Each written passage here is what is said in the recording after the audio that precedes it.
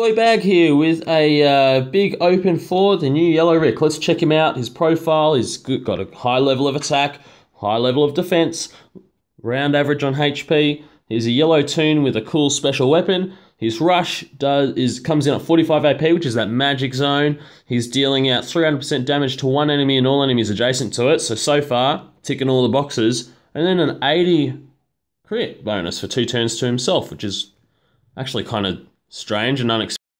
Well, let's see what that's for that new specialist skill, Guardian. The only 2 toons with this now are this Yellow Rick and the 4-star Denise that's up for grabs in the level up tournament right now. So, what does this skill do? Well, it puts a shield, a damage negating shield, up on the toon in your team with the lowest HP. So you could all be on full HP and it would still go to whichever one has the lowest HP.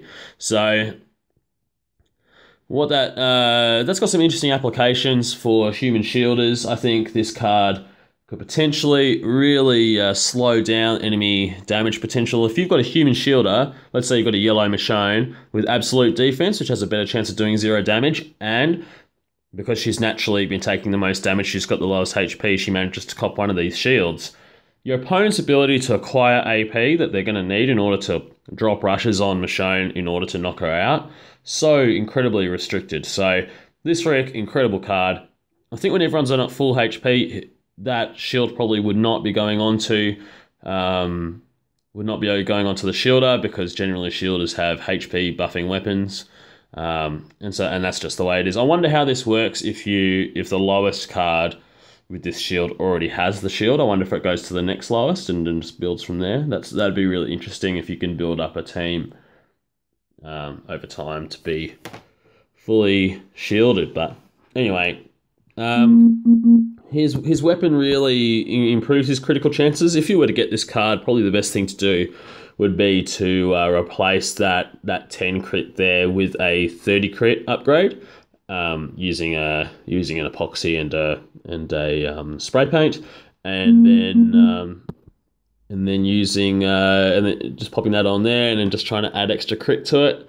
So I mean that AP bonus is fine, especially if you combine that with a leader who drops a very large bonus. So that new Negan combined with this Rick, that's a turn 2 rush in at 45 AP. So then you have to weigh up, well, what's better? Is it better for me to be not leveling this Rick's rush? That way he's got potential for doing critical, hitting critically more often. When you think about that, yeah, that's maybe actually a really good option.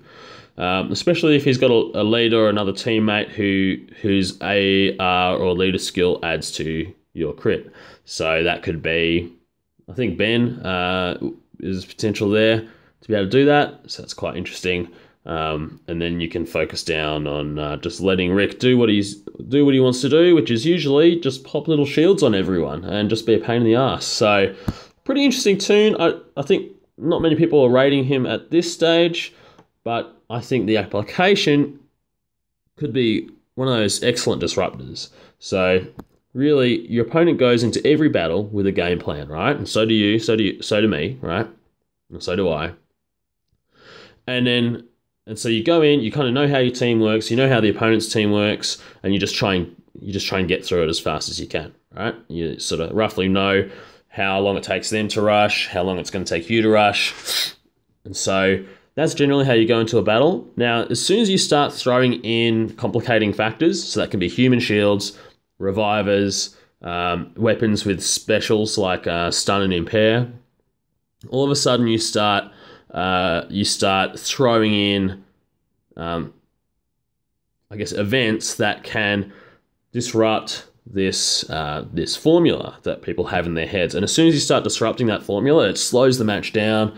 It makes them more likely to make a difficult choice and make a mistake.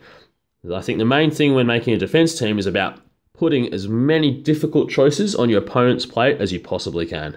The more difficult choices you put on his or her plate, the more likelihood they are to make a mistake. So that means you could be maxing out on heavy hitters. You could be throwing in or you could be looking at doing a turn 2 rush build where in defense that team's going to be rushing turn 2 and everyone on the team's going to be rushing turn 2, and even if none of them are specifically by themselves one-hit killers combined, the amount of damage they could put out is actually quite dangerous. So it's about making those difficult choices in difficult situations for your opponent and hoping that they're going to make a mistake, because look, every team can be beaten. Even the best teams out there right now, in our server at least, can be beaten.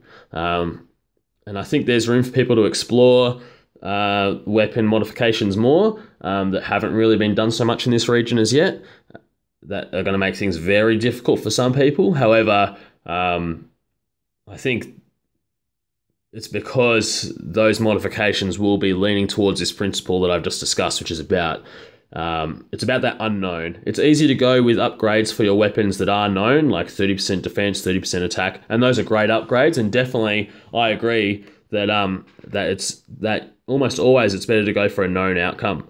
However, if you can secure a known outcome from the upgrades that are already on there, and you have a free third slot, then that means there's really good potential there for including an unknown factor. And that unknown factor could be a stun when attacking for 2 turns, or an impair for 3 turns when attacking or taking damage. And so what it does is it throws an unknown factor out there that could be the monkey wrench in your opponent's game plan that they didn't consider as soon as they started the match. So you start the match, you look at your opponent's team, you go, oh shit, okay, I'll start with attacking this and doing that and that and that. And then as soon as those complicating factors start getting thrown in there, that game plan starts to morph, and that's where people stuff up, and that's where they lose matches. And that is hyper important in war. So important. So let's have a look at what a 40 stacker does here. Some potential coins, some 5-star tokens, whatever. More 5-star tokens, more weapon tokens, and some more weapon tokens. What I'm going to be doing is a 10 dropper right now. I know I've been ranting on now. I was getting a bit off track there. Let's do it. 10 pack for the Rickster. Here we go. 3, 2, 1, pop. Yep. All right, here we go. Starting off with Rick, Lily. Oh, shitty Maggie. Worst Maggie. Another Michonne. Another Nicholas. I love that mullet from Eugene. Come on, here's another Eugene. Oh, not looking good, guys. There's been 2 4-stars in here. Dale, I needed that to complete a collection. And Mirabelle. So, no 5-stars there. Unfortunately, bit of a waste of money. I've picked up a couple of 4-stars that I can sell or level up. Lots of 3-stars that I'll be selling. One of the good things is that this Dale, I needed him to complete a couple of collections. So, I'm about to exit here and be told that, yeah, I got some goodies here. That completed 3 collections for me. So, let's open that up. Nice. Get some cans there. Yep. Wonder what's in that. Yeah, cool. Some good gear. And No Country for Old Men. Why not? Alright, there we go, team.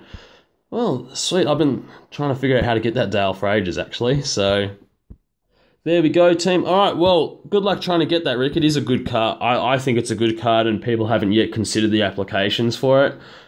It's got huge potential. One last thing, check it out. I've got 1, 2, 3 training grounds, all doing legendary training. So at the end of the month, I'll be able to do a 45-pack opening with you guys. Pretty exciting. Well, that's it for now. Bag out.